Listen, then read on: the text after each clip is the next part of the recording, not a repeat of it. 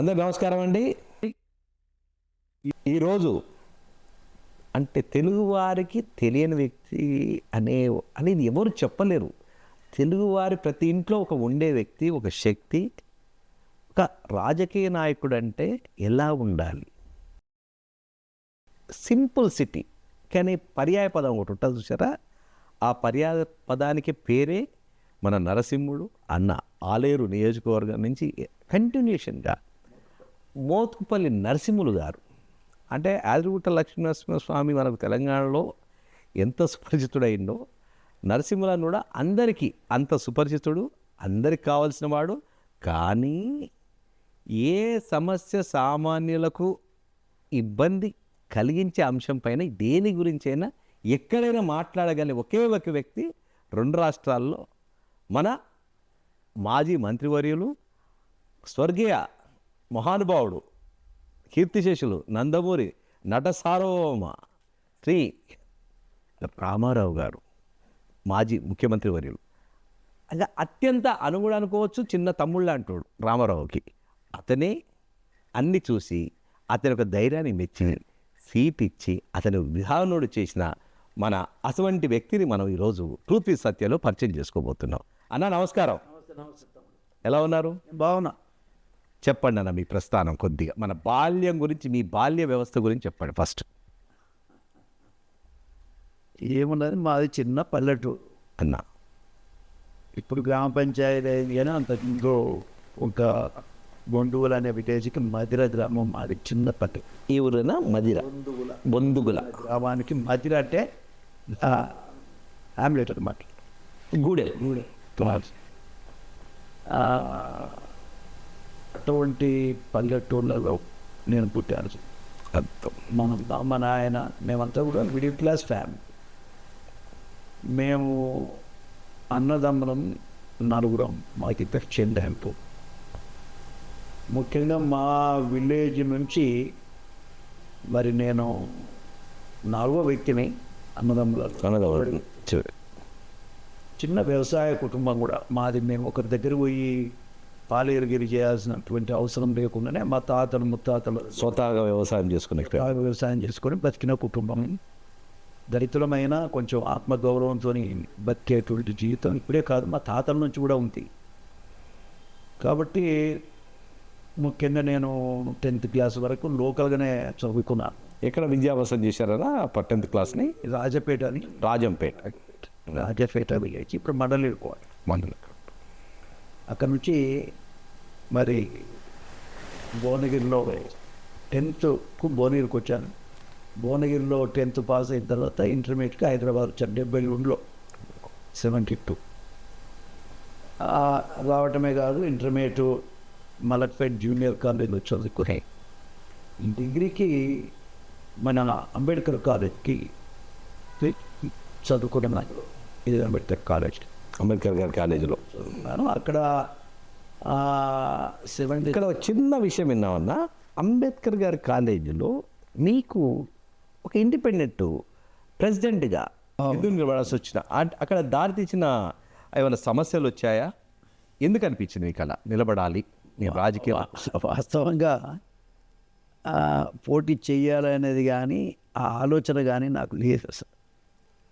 కానీ 77లో ఈ student elections, George Reddy చనిపోయిన తర్వాత స్టూడెంట్ ఎలక్షన్స్ వచ్చినాయి. అప్పుడు నేను 77 అంటే ఫైనల్ ఇయర్లో ఉన్నాను డిగ్రీ కాలేజ్, 1977. అయితే యాక్చువల్గా హడావుడి మొదలైంది, ఎన్నికల హడావుడి కోలాహలం అంతా మొదలైంది. నేను నార్మల్గా నేను ముసరాంబాగ్ హాస్టల్లో ఉంటాయి. ముసరాంబాగ్ అంటే మన ఫేమస్ దిల్సుఖ్ నగర్ ఆర్టిస్ట్. అక్కడ మన మలక్పేట దగ్గర దిల్సుఖ్ నగర్లో ఉంటే నేను నార్మల్గా చిక్కడపల్లికి వచ్చి బస్ ఎక్కి ముసరాంబాగ్ హాస్టల్ పోయేది. కానీ ఒక వారం రోజులు ఉన్నాయి, బాగా హడావుడి జరుగుతూ ఉంది ఎలక్షన్స్ కొరకు. ఏది పీడిఎస్, ఆర్ఎస్, యుఎస్ఎఫ్ఐ, ఏఎస్ఎఫ్ అన్ని, ఎన్ఎస్యుఐ, అన్ని పార్టీల రాజకీయ పక్షాలన్నీ సమాయత్తం అవుతున్నాయి. ఆ టైంలో నేను నార్మల్గా వెనక బెంచ్లో కూర్చొని పోయేది. వెనక బెంచ్లో కూర్చొని పోయేది. Back back bench student. ఇక మనకున్న పని ఏముంది, ఆ లెక్చరర్ గారు చెప్పింది ఏదంటే రాసుకోవటం, పోవటం, ఆడ హాస్టల్లో చదువుకోవటం. కానీ ఈ హడావుడి అంతా చూస్తే ఎన్నడూ నేను కూడా చూడలేదు కదా. చూస్తే అరే మనం చేస్తే ఎట్లుంటుంది అనే అభిప్రాయం వచ్చింది. కానీ మన దగ్గర పైసలు లేవు.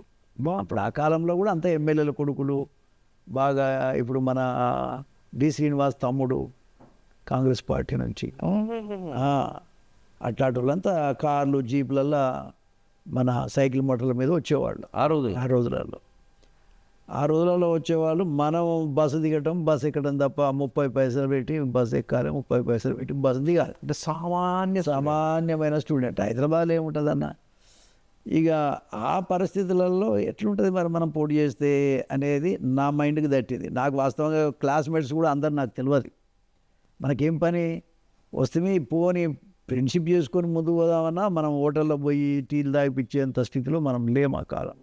అందులో ఇద్దరం అంటే తాగుతాం, కానీ ఎన్నికల కోసం అందరిని కూర్చొని తాగిపించి తేపిరా లేదు. అప్పట్లో ఆ కాలంలో కూడా బీర్లు గిట్లా తాగేవాళ్ళు చాలామంది పిల్లలు.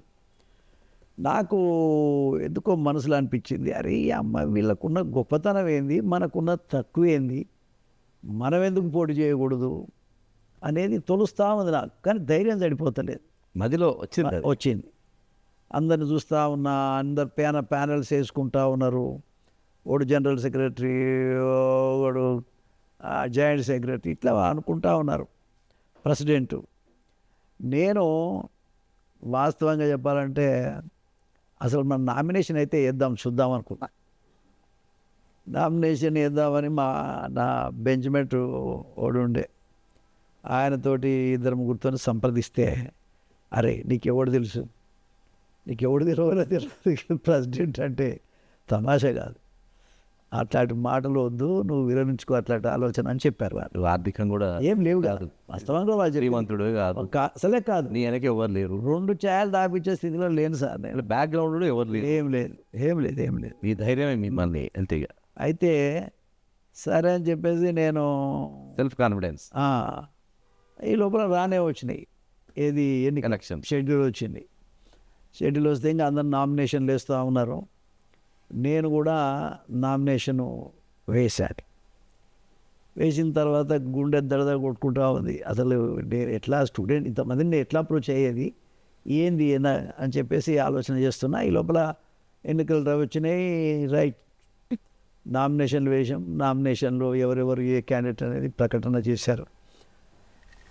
ఎవరే ఈ నరసింహులు ఎవరబ్బా, ఏ క్లాసు, ఎక్కడ ఉంటాడు, ఎవరైనా అనేది ఆలోచన అందరికీ.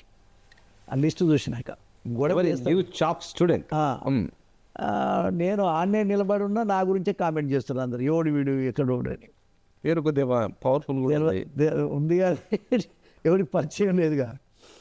మా ప్రిన్సిపల్ కూడా నన్ను పిలిచాడు, ఏమయ్యా నువ్వు నామినేషన్ వేసినావు అంటే, అవును వేసిన సార్. ఎందుకు వేసినావు చెప్పు అన్నాడు. ఏదో సార్ పోటీ చేద్దాం, తప్పేం లేదు కదా సార్ అని.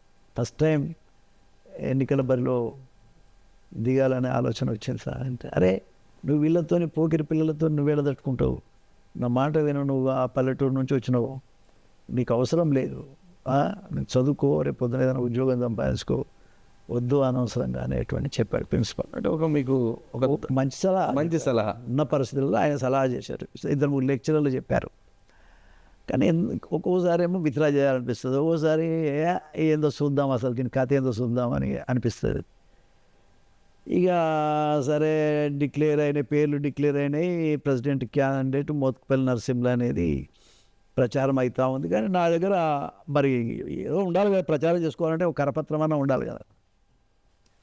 ఏం చేయాలని మా బంధువు ఒక ఆయన ఉండే, ప్రింటింగ్ ప్రెస్లో పనిచేస్తుండే, ఆయన కూడా ఆయన దగ్గర పోయి నేను అనుకుంటే ఒక 200 కరపత్రాలు, మా ప్యాంప్లెట్ అంటే ఇన్ ద సెన్స్ ఆ గుర్తున్నటువంటి ప్యాంప్లెట్స్ అవి 200 దాకా వేయించుకొని వచ్చి పొద్దున్నే 5 గంటకల్లా కాలేజీకి వచ్చి లై ఉడకబెట్టుకొని వచ్చిన. ఫేమస్ ఆ లై ఉడకబెట్టుకొని వచ్చి నేను ఇంకో దోస్తున్నాడు బుక్ డోర్ల మీద అక్కడ ఇక్కడ మేమే అతికేసుకున్నాను, నాది నేనే అతికేసుకున్నాను. సెల్ఫ్ ప్రమోషన్ అంతే. అతికేసుకున్న తర్వాత మళ్ళీ కాలు చేతులు కడుక్కొని క్లాస్లో కూర్చున్నాం. క్లాస్లో ఉంటే ఆ డోర్ల మీద ఉంటాయి కదా పేర్లు. అరే ఎవరైనా నరసింహులు అనేది వింటున్నా కానీ ఎవడో అన్నట్టుగా ఉన్నది. మన గురించి ఎవడు పట్టించుకుంటూ లేడు. సరే ఏమన్నా కానీ ఒకరోజు మాట్లాడదాం అనుకొని కాలేజీ వదిలిపెడతారు కదా. వదిలిపెట్టినప్పుడు అందరూ ఒక దగ్గరికి వస్తారు. వచ్చి ఒకటోళ్ళకి వెళ్ళి బయటికి వెళ్ళాలి. ఇక సరే అందరూ బెల్ కొట్టగానే అందరూ బయటకు వచ్చారు. అన్ని క్లాసులు వచ్చారు. ఒక చిన్న గద్దె ఉంటుంది ఇట్లా. ఆ గద్దె మీద నిలబడి డియర్ ఫ్రెండ్స్ ఒక్క నిమిషం నేను మాట్లాడేది వినండి అని మా ధైర్యం చేసి ఆ పదం ఫస్ట్ పదం డియర్ ఫ్రెండ్స్ నేను ఒక 2 నిమిషాలు మాట్లాడతాను వినండి అని చెప్పా. అద్భుతం. నేను కాలేజీ ప్రెసిడెంట్గా పోటీ చేస్తున్నాను కూడా చెప్పా. అందరూ వెనక చూశారు. ఏదో పిక్చర్ని చూసినట్టు చూశారు. వాస్తవంగా వాళ్ళు ఇంట్రెస్ట్ కాదు ఎవడావిడ అన్నట్టుగా చూశారు. నేను ఒక 20 నిమిషాలు మనం మొదటిసారి ఓటేస్తున్నాం. మన జీవితంలో కాలేజ్ లైఫ్లో మొదటిసారి ఓటేస్తున్నాం. ఈ ఓటు మనం ఎవరికి ఇస్తున్నాం, ఎందుకు ఇస్తున్నాం? రోజు లైట్ కొట్టుకోనికా, లేకపోతే బెల్ బాటం వేసుకొని షూకు హీల్స్ పెంచుకొని నడిచేటోనికా, అమ్మాయిలకు లైట్ కొట్టుకోనికా, ఎవరికి ఓట్లేసి ఎవరికి? కాబట్టి కాలేజీలో సమస్యల మీద పనిచేసేటోనికే ఓటు. కాబట్టి దయచేసి మీరు అర్థం చేసుకోండి. ఇన్ని ఆర్గనైజేషన్స్ పోటీ చేస్తున్నాయి, నేను ఇండిపెండెంట్గా పోటీ చేస్తున్నా. కాబట్టి నాకు ప్యానల్ కూడా లేదు, నాకు ఓన్లీ ప్రెసిడెంట్గా వేస్తున్నాను నేను. ఓకే, మీ దాంట్లో ఇంకెవరన్నా మీరు నామినేషన్ వేసి మిగిలిపోయిన వాళ్ళు ఉంటే మనం అంతా కలిసి ఒక ప్యానల్ వేసుకుందాం, ఇబ్బంది ఏం లేదు అని చెప్పేసి అనౌన్స్ చేసిన. అనౌన్స్ చేయాలి కొంచెం చప్పటి కొట్టారు. అంటే రెస్పాన్స్. అవును, నాకు కొంచెం ఎంకరేజ్ అనిపించింది. అరే ఇది ఏదో బాగానే ఉందిరా అని చెప్పేసి మరుసటి రోజు వచ్చిన intermediate first year, second year అన్నీ ఉంటాయి కదా, అన్నిటిని సమయస్తత్వం చేసేసారు. అన్ని రూములు తిరుగుతూ ఉంటే ఆ రూమ్లోకి వెళ్ళి వాళ్ళు కూడా నాతోనే వస్తున్నారు. 5 రోజులలో పెద్ద మూమెంట్ అయిపోయింది అది. 5 రోజులుగా నరసింహులు గారు, మోత్కుపల్లి నరసింహులు గారు నాయకత్వం వరదిల్లాలని ఎగురుతా ఉన్నారు స్టూడెంట్స్ అంతా. అన్ని ఆర్గనైజేషన్స్ పక్కన పెట్టి మోత్కుపల్లి నరసింహులు గారిని బంపర్ మెజార్టీతో నిలిపించారు. మహాద్భుతం. అక్కడ మొదలైంది నా పొలిటికల్ లైఫ్. అరే జీవితంలో ధైర్యం చేస్తే మనం ఏదైనా మంచి కోసం పనిచేస్తే ఏదైనా సాధించవచ్చు అని నా జీవితంలో అది మొదటి మెట్టు, ఒక మైలురాయి. మరి అక్కడ నుంచి నేను అప్పటికే యూనివర్సిటీతో సంబంధాలు పెరిగినాయి, యూనియన్స్ తోటి, స్టూడెంట్స్ తోటి బాగా సంబంధాలు పెరిగినాయి. ఉస్మానియా యూనివర్సిటీకి కూడా పాకిపోయింది.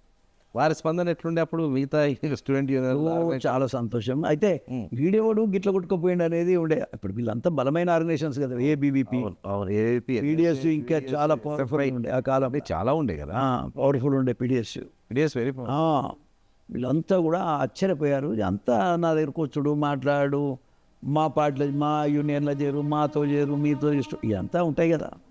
ఇవన్నీ జరిగినాయి. అయితే నేను ఎలా చేరా ఏం అవసరం లేదు, నాకు నేను ఇండిపెండెంట్గానే ఉండి ఫైట్ చేస్తాను. నేను స్టూడెంట్ సమస్యల మీద ఫైట్ చేస్తాను.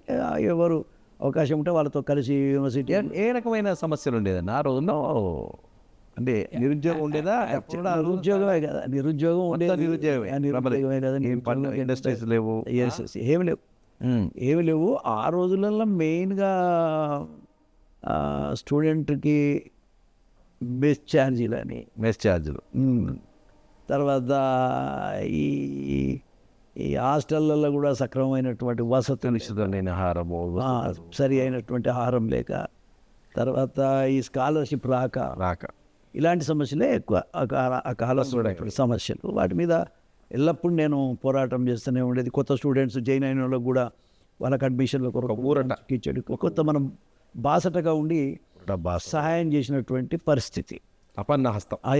అక్కడ నుంచి నేను యూనివర్సిటీలో అడుగుపెట్టాను.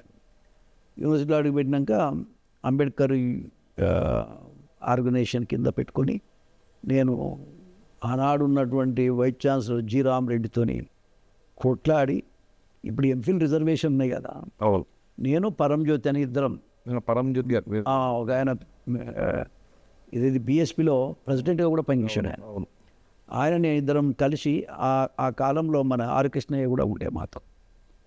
ఇక మేము ఆ రామరెడ్డి గారితో పెద్దలు రామరెడ్డి పాట కృష్ణయ్య గారు ఆ రోజు నుంచే బీసీ అనేది ఉందా అప్పటి నుంచి? కృష్ణయ్య ఆ రోజు నుంచి కూడా ఉంది. ఇక ఆయన అందరం కలిసి ఈ బీసీ మీద ఒత్తిడి చేసి మాకు ఎంఫిల్ రిజర్వేషన్ ఉండాలి ఎస్సీ ఎస్టీలకని కొట్లాడటం జరిగింది. ఆ పెద్ద ఆయన పాపం ఏ మాట కామాట మా మాటకు రెస్పాండ్ చేసి ఎంఫిల్ రిజర్వేషన్ పెట్టించింది మేమే. అద్భుతం. ఆ రోజుల్లో అదో పెద్ద సక్సెస్ నా జీవితం. అయితే నేను ఎంఏ అయిపోయి ఎల్ఎల్బిలో చేరా. ఎల్ఎల్బిలో చేరిన తర్వాత ఎల్ఎల్బి ఫైనల్ ఇయర్లో ఉండగా ఎన్టీ రామారావు గారు పార్టీ పెట్టాడు. పార్టీ పెడితే ఆ పార్టీ అక్కడ పెట్టకముందు నేను ఉద్యోగం కంటే ఏదైనా బిజినెస్ చేద్దామని ఆలోచన ఉండే నాకు. ఇది ఎవరికి తెలియని. దానికి కారణం కూడా అంటే దేని గురించి అనిపించిందన్న మీకు వీటి వ్యాపారం చేయాలని? అంటే ఈ వ్యవస్థలో మనం ఒక లీడర్ కావాలి. ఈ వ్యవస్థలో ఉన్నటువంటి లొసుగులు ఏవైతే ఉన్నాయో వాటిని సరి చేయాలంటే మనం లీడర్షిప్ చేయాలనే ఒక అభిప్రాయం నా మనసుకు వచ్చింది. ఎందుకంటే కాలేజ్ ప్రెసిడెంట్ అయ్యాను. అవును. కాన్ఫిడెన్స్ పెరిగింది నాకు. కొద్దిగా ఆర్థికంగా కూడా, అంటే వ్యాపారం చేస్తే వ్యాపారం చేస్తే ఆర్థికంగా మనం డెవలప్ అవుతాం అనేటువంటిది మాకు బాగా తెలిసిన ఒక వ్యక్తి నాకు 1200 గజాలు ఇచ్చాడు.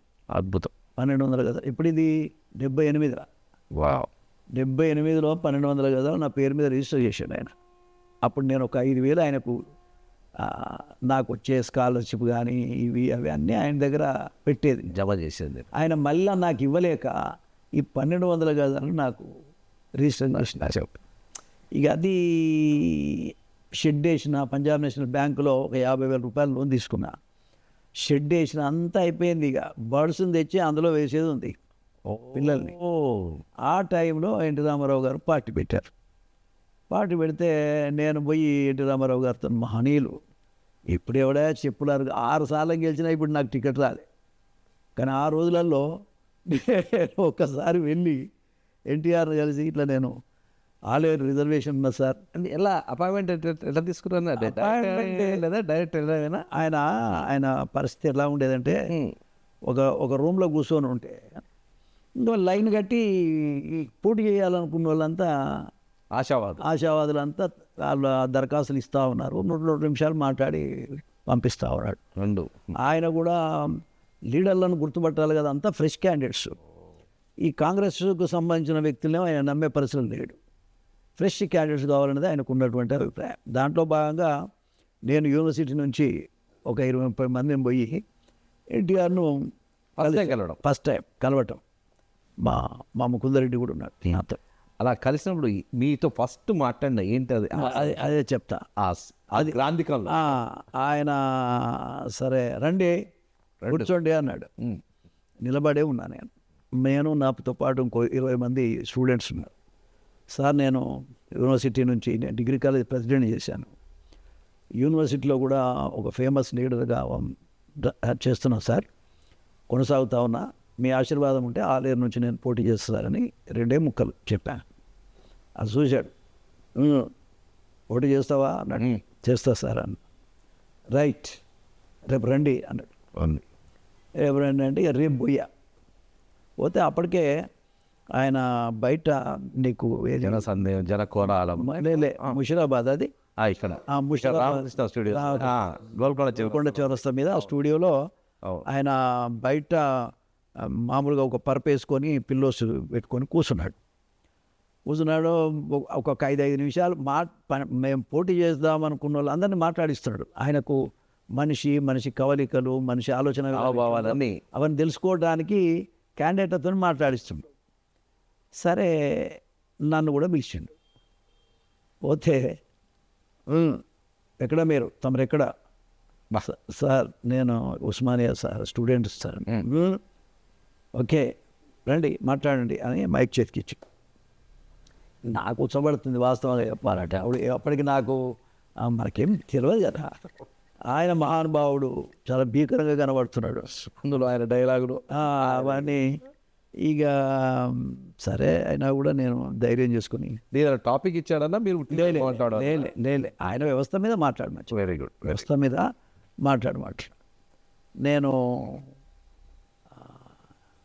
పూటకు గతి లేని వాళ్ళు తాటాకుల గుడిసెల్లో సూర్యచంద్ర బింబాలు తాండవమాడుచునుండ గట్టిగాను గాలి వస్తే ఒక్క ఆకు నిలువదాయి అని పాడినా. మా అద్భుతమైన మీనింగ్. అంటే పేదవాడి బతికెత్తుంది అంటే తాటాకు ఎండలో ఎండ వానలో వాన, గాలి గట్టిగా వస్తే వెళ్ళిపోతాయి, అవి కూడా వెళ్ళిపోతాయి. అంతే కదా. గుడిసి మురికి గుంట అనే పాట పాడితే ఇట్లా చూశాను ನಾನು. అట్లా అండి అన్నాడు. దీని 5 నిమిషాలు కాదు 20 నిమిషాలు అయినా ఆయన వద్దంటలేను నన్ను.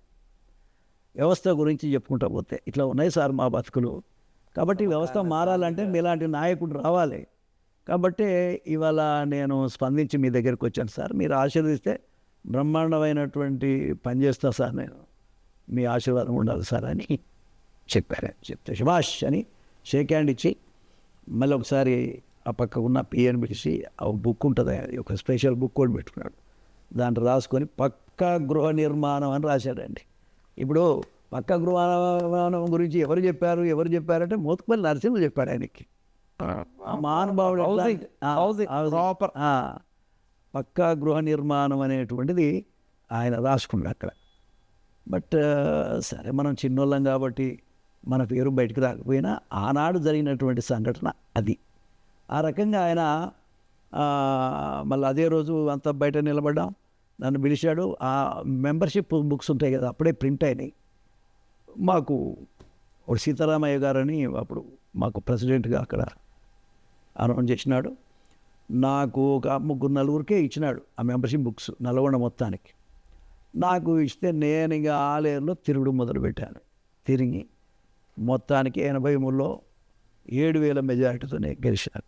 అంటే మీరు అలా బుక్స్ తిరిగేటప్పుడు కొద్దిగా ప్రాధాన్యం ఉంటుంది కదా ప్రాంతాలలో, అక్కడ ఫస్ట్ ఎదురైన సంఘటన జరిగింది ఆ బుక్ పంచేటప్పుడు? కాంగ్రెస్ ప్రాబల్యం గట్టిగా ఉండే కానీ విషయం ఏంటంటే ఈ యూత్ లోపల మార్పు వచ్చింది. ఎవరు పోయినా పెద్దోడు ఎవరు రాడు, చిన్న పొరలు కాలేజ్ స్టూడెంట్స్ వీళ్ళు వాళ్ళని వేసుకొని ఊరు మొత్తం తిరిగేది. నేను పోరగానే కదా, ఊరు మొత్తం తిరిగేది. ఊళ్ళో అన్నో దగ్గర మీటింగ్ పెట్టేది, పెద్ద మనుషులంతా వింటూ ఉండేది. స్పీచ్ కూడా కొంచెం నేను బాగానే మాట్లాడతా కాబట్టి కొంచెం ఇంప్రెసివ్గా విన్నారు జనాలు మా ఆలేరు నియోజకవర్గం. తర్వాత కారణాలు ఏమైనా నేను 7,000 మెజార్టీతో గెలిచాను. అప్పట్లో 12 సీట్లకు జానారెడ్డి గారు, కోదాడలో లక్ష్మీనారాయణ గారు, అదేవిధంగా సూర్యాపేటలో దేవయ్య అని ఒక ఆయన ఎస్సీ అతను. నల్గొండ జిల్లా ఆలేరులో నేను మొత్తం 12కు 4 గెలిచాం. ఎప్పుడు ఎట్లయినా 83లో కాంగ్రెస్ కొద్దిగా లేదు. మన దగ్గర ఈ సినిమా ప్రభావం తక్కువ. సినిమా ప్రభావం ఆంధ్రలో ఉంది కానీ ఉండదు, తెలంగాణలో పెద్దగా లేదు. కాబట్టి కాంగ్రెస్ కూడా స్ట్రాంగ్ ఉండేది. స్ట్రాంగే ఉంటుంది. ఇందిరాగాంధీ గారి యొక్క అంటే ఒకటి ఎన్టీ రామారావు అంటే ఆయనకు రాజకీయాలు తెలియదు, ఆయన రంగేసుకుంటాడు, ఇట్లాంటివన్నీ ప్రచారం చేస్తూ ఉండేవాళ్ళు. బట్ ప్రజలు అల్టిమేట్గా మరి ఎన్టీ రామారావు గారిని గెలిపించారు, బంపర్ మీద గెలిచాను. నా అదృష్టం నేను గెలిచాను. ఇక అక్కడి నుంచి శురువైంది. అసలు ఒక మాటలో చెప్పాలి అన్నా, మీకు అనిపించింది ప్రెసిడెంట్ గారిని ఒక తెలియని అనుభూతి వచ్చి ఎమ్మెల్యే కాగానే ఒక చట్టసభలో పోతారు కదా, ఆ రకమైన ఫీలింగ్ ఎలా ఉండే? అబ్బో, ఇంకా అది చెప్పనలవి కాదు. కారణం ఏంటంటే అసెంబ్లీ అంటే ఏంటి సార్, బాగా బలిసిన వాళ్ళకు అంతే, డబ్బులు ఉన్నోళ్ళకు, కులం ఉన్నోనికి అంతే అసెంబ్లీ, పేదోడికి ఏం అసెంబ్లీ. కాబట్టి ఎవడో బర్లగాస్టోళ్ళను తెచ్చిపెట్టుకునేది ఆ కాలంలో. కానీ ఎన్టీ రామారావు గొప్పతనం ఏంటంటే అట్టాడి సెక్షన్కి ఎవ్వరికి కూడా చదువుకున్నోనికే ఇచ్చాడు. డబ్బులు ముఖ్యం కాదు, చదువు ముఖ్యం. చదువు ఉంటే ఎస్సీ ఎస్టీ బీసీ వర్గాల్లో చట్టాలు తెలుస్తాయి, మాట్లాడతారు, ఆ జాతులు బాగుపడతాయి అనేది ఆ మహానుభావుని యొక్క ఆలోచన. అందుకని చదువుకునేటోనికి టికెట్ ఇవ్వాలనే సాంప్రదాయాన్ని మొదట ప్రవేశపెట్టింది కూడా ఎన్టీ రామారావు గారు. అంటే స్వతహాగా ఆయనకు బాగా నాలెడ్జ్ ఉండేది. ఆయనకి ఈ వ్యవస్థాపరంగా ఆయన అన్ని వేషాలు వేశాడు. వ్యవస్థాపరంగా అవును, ధనవంతుల వేషం వేశాడు, పేదవాడి వేషం కూడా వేశాడు. ప్రతి దాంట్లో లీనమైపోయాడు. కాబట్టి ఆయనకు వ్యవస్థలో ఉన్నటువంటి తప్పులు ఏందో అన్నీ తెలుసు ఆయన. కాబట్టి ఆయన ఎస్సీలు కానీ ఎస్టీలు కానీ బీసీలకు కానీ చదువుకున్నాడు అప్పటి నుంచి మార్పు వచ్చేసింది అంతే, ఆటోమేటిక్ మార్పు వచ్చేసింది ఆయన వల్ల. ఒక ఎస్సీలకని కాదు, అన్ని వర్గాలకు కూడా. డబ్బున్నోని దగ్గరకు దానిచ్చేవాడు కదండి ఆయన. అంతే అంటారు కదా ఆయన, కృషి ఉంటే మనుషులు రుచులు అవుతారని ఆయన మహనీయుడు. ఆరోగ్య వెలుగవుతారు. పేదవాడిని లీడర్ చేసి పేదవాడి యొక్క నాయకత్వంలో సమస్యలు పరిష్కారం అవుతాయి అనేది ఆయనకు నమ్మకం, ఆయన గట్టి నమ్మకం. నీతిగా ఉంటారు అనేది కూడా ఆయనకు ఉన్నటువంటి గట్టి నమ్మకం. కాబట్టి దాంట్లో భాగంగానే నేను కూడా ఎమ్మెల్యే కాగలిగాను. అసెంబ్లీలో ప్రవేశం చేసిన రోజు, నేను వెళ్ళిన రోజు నా ఆనందానికి అవధి. అప్పుడు పెళ్ళి కూడా కాలేదు.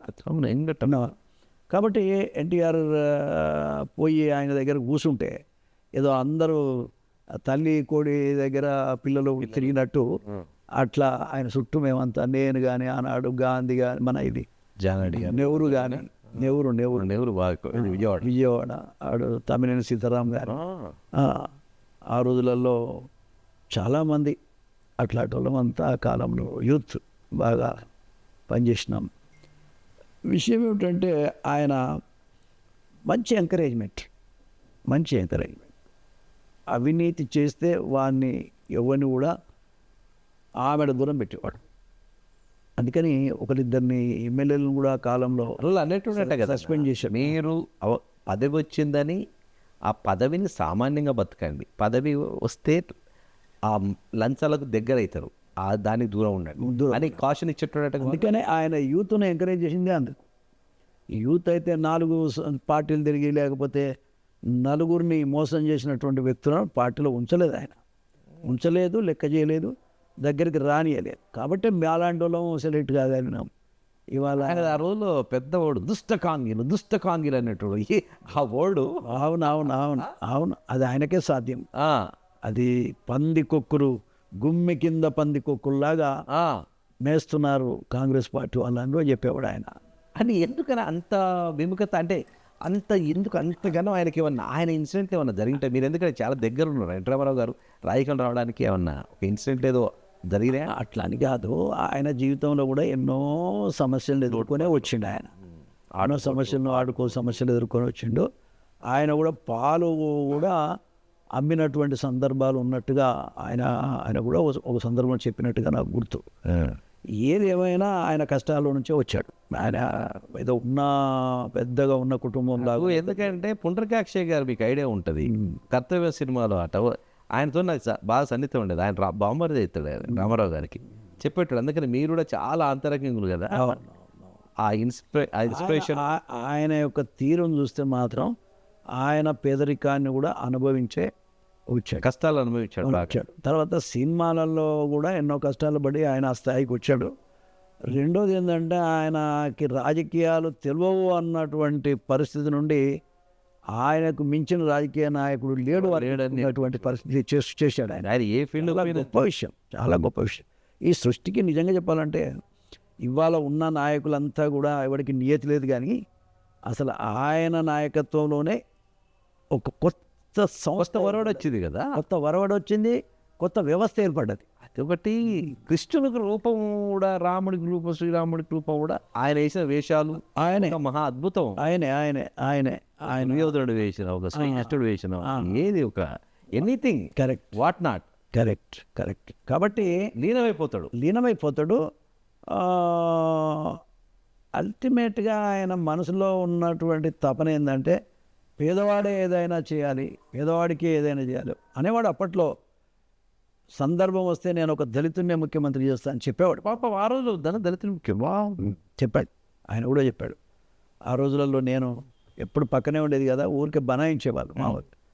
మా ఊ అంటే దళితుడు ముఖ్యమంత్రి అంటూ నరసింహనా ఏంది నీ సంగతి అంటుండే. ఊరికే ఆ రోజుల నుంచే ఉంది మీకు మాట వరుసకి అంటుండేవాళ్ళు మా ఎమ్మెల్యేలు కానీ వాళ్ళు కానీ వీళ్ళు. ఏదన్నా కానీ ఆయన దగ్గర ఉన్న అనుభూతిని మర్చిపోలేను. అద్భుతం. ఇంకోటి విన్నామన్నా, మీరు ఒకరోజు ఒక ఫైన్ డే మీకు ఒక సంబంధం వదినమ్మతో వచ్చినప్పుడు ఎర్లీ మార్నింగ్ వెళ్ళి నేను పెళ్ళి చేసుకోవాలనుకుంటున్నా అన్నప్పుడు ఆయన నుంచి వచ్చిన స్పందన ఆయన దగ్గరికి వెళ్ళి, అంటే నాకు కొంచెం అలవాటు అయింది అప్పటికే. రోజు పొద్దున్నే పోవటం, 5 గంటలకు ఆయన లేవడం, ఆయన 5 గంటలకల్లా రెడీగానే ఉంటాడు. మనం కూడా ఎంత యువకులమైనా ఆయన టైం ప్రకారం వెళ్ళాలనేది నా కోరిక. కాబట్టి పొద్దున్నే తయారీ నేను 6-6:30 కల్లా ఆయన ఇంట్లో ఉండేది హ్యాబిట్స్లో ఉండేది. అది ఒక దేవాలయం ఆ ఇల్లు. వాస్తవంగా ఎంతోమంది నాయకులను తయారు చేసిన ఇల్లు అంటే అది హ్యాబిట్స్ ఇల్లే. అయితే నేను మ్యారేజ్ మా మిస్సెస్ అంటే మా అత్తగారు వాళ్ళతో మాట్లాడిన తర్వాత ఒకరోజు వెళ్ళిన తర్వాత అన్నగారు ఇట్లా మ్యారేజ్ చేసుకుందాం అనుకుంటున్నా అన్నాడు. అంటే అవునా, వెరీ గుడ్, ఎవరా అమ్మాయి అని అన్నీ మీరు అన్నారండి డాక్టర్ నేనంటే ఇట్లా డాక్టర్ అన్నగారు డాక్టరా అంటే మీ క్యాస్ట్లో డాక్టర్ ఈ కాలంలో దొరికిందా అని. అవునన్నగారు, అందుకనే వెయిట్ చేశా చాలా కాలం, చివరికి డాక్టర్ అమ్మాయి బాగుంటుంది కదా అన్నగారు, అందుకని చేసుకుందాం అనుకుంటున్నాను. అంటే ఆయన వెరీ గుడ్, ఎప్పుడు చేసుకుంటున్నారు అన్నాడు. మీరు ఏ టైం పెడితే అదే టైం ముహూర్తం, మీరు ఏ టైం పెడితే అదే ముహూర్తం నాకు. మీరు అది డేట్ April 27. అవును, April 27 ఆయన పెట్టిన డేట్ అది. ఆయన రాసి ఒక తెల్ల కాగితం మీద రాసి వాటి మీద పాండిత్యం అవగాహన ఫుల్ ఉంది. ఫుల్ ఉంది. క్యాలెండర్ తెచ్చాడు చక్కగా. హేమచంద్ర ప్రసాద్ ఉండే పిఎస్ ఆయన ఇచ్చి కాగితం తెచ్చి ఇచ్చాడు. దాని మీద రాసి నా చేతికి ఇచ్చి అంటే మీరు వచ్చే డేట్ ఏది బాగుంటే అదే పెట్టమని చెప్పాను. ఆయన వచ్చే డేట్ చూసుకుని అవకాశం అన్నీ తీసుకొని ఆయన ముహూర్తం పెట్టాడు. ముహూర్తం పెట్టడం కాదు, ఎక్కడ చేసుకుందాం అనుకుంటున్నాం అంటే హైదరాబాద్లో. మరి హైదరాబాద్లో ఎక్కడ అన్నాడు. అని హేమచంద్ర ప్రసాద్ చూడు, అక్కడ వెంకటరామరెడ్డి హాల్ ఖాళీగా ఉంది, రాజా బహదూర్, అది ఏది పింగళి ఇడ అది లోయ ట్యాంక్ బండ్. అది అద్భుతమైన అప్పట్లో ఇన్ని ఫంక్షన్ హాల్ కానీ ఈ సిస్టమ్ లేదు. అది చాలా ఫేమస్ అక్కడ. పెద్ద పెద్దలు చేసుకునేటువంటి ఫంక్షన్ హాల్. దాన్ని ఆయన లెవెల్లో సీఎం గారు అడుగుతున్నాయంటే ఫంక్షన్ హాల్ ఇవ్వనోడేవాడు. ఆ ఫంక్షన్ హాల్ బుక్ చేసి నా మ్యారేజ్కి వచ్చి, నా మ్యారేజ్ అయితే వాస్తవంగా హిస్టారికల్. ఎన్టీ రామారావు గారు వచ్చినారు, రామోజీరావు గారు వచ్చినారు, చంద్రబాబు నాయుడు గారు వచ్చినారు, డాక్టర్ వెంకటేశ్వరరావు గారు వచ్చినారు, మొత్తం మా తర్వాత ఉపేంద్ర గారు వచ్చినారు. కాబట్టి అట్లా అన్ని రాజకీయ పార్టీలలో ఉండే నాయకులు చాలామంది కూడా నా మ్యారేజ్కి జరిగింది. అప్పుడు ఎన్టీ రామారావు గారు వస్తుండే అదొక తీర్థం జాగినట్టు జాతర, యూనో. మరంతే కదా, అది ఆయన వస్తుండే వరకు దేవుడు చూసినట్టేనా. వాస్తవంగా ఒక 1/2 hour నా మ్యారేజ్ ముహూర్తంలో కూర్చోవడమే కాక అదే మండపంలోనే రేపు మీరు మధ్యాహ్నానికి నా దగ్గరికి డిన్నర్కు రండి అని అనౌన్స్ చేసినారు. అద్భుతం. అయితే డిన్నర్ అరేంజ్ చేసినాడు. డిన్నర్ మరుసటి రోజు ఇంత అదృష్టమో నా జీవితం నిజంగా చెప్తున్నా. నాకు ఎవడు ఏమి ఇచ్చినా ఏమి చెప్పినా ఐ డోంట్ కేర్. అయితే నాకు ఆయన ఇంట్లో మ్యారేజ్ డిన్నర్ ఇచ్చినాడు. గతస్మృతులు అద్భుతం. ఆ డిన్నర్ ఫోటో మధురస్మృతులు అవన్నీ. ఆ ఫోటో అబ్బా